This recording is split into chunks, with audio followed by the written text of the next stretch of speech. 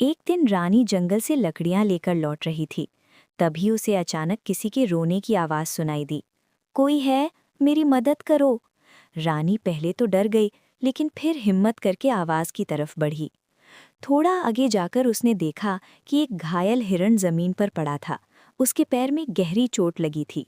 रानी तुरंत उसके पास बैठ गई, अपने दुपट्टे से उसका घाव बांधा। अचानक वो चमकने लगा और कुछ ही पलों में वो एक दिव्य देवता में बदल गया। देवता मुस्कुराकर बोले, रानी, तुम्हारा दिल बहुत साफ है। तुमने बिना किसी स्वार्थ के मेरी मदद की है, इसलिए मैं तुम्हें ये जादुई अंगूठी देता हूँ। जैसे ही रानी ने अंगूठी पहनी, उसमें हल्की सुनहरी रोशनी चमकने लगी। देवता बोले, जब भी तुम इस अंगूठी को घुमाकर सच्चे मन से कुछ मांगोगी, तुम्हारी इच्छा पूरी होगी। घर पहुंचकर रानी ने धीरे से अंगूठी घुमाई और देखते ही देखते उसका टूटा फूटा घर सुंदर महल जैसा बन गया। खाली बर्तन स्वादिष्ट खाने से भर गए। रानी की आंखों में खुशी के आंसू आ गए।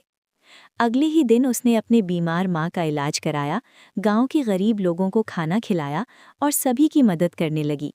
धीरे धीरे रानी का नाम पूरे इलाके में फैल गया। लेकिन उसका लालची पड़ोसी ये सब देख रहा था। एक रात वो चुपके से रानी के घर में घुसा और अंगूठी चुरा ली। जैसे ही उसने लालच में आकर अंगूठी घुमाई और कहा, मुझे ढेर सारा सोना चाहिए, अचानक चारों तरफ काला तूफान उठने लगा। डरावनी आवाजें गूंजने लगीं। कुछ ही पलों में उसका शरीर कांपने लगा और देखते ही देखते वो एक पत्थर की मूर्ति बन गया।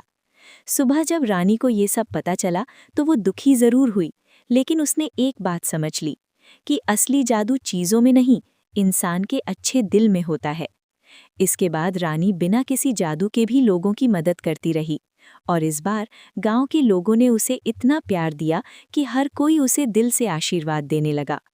अगर आपको भी लगता है कि अच्छाई सबसे बड़ा जादू है, तो एक लाइक और सब्सक्राइब ज़रूर करें।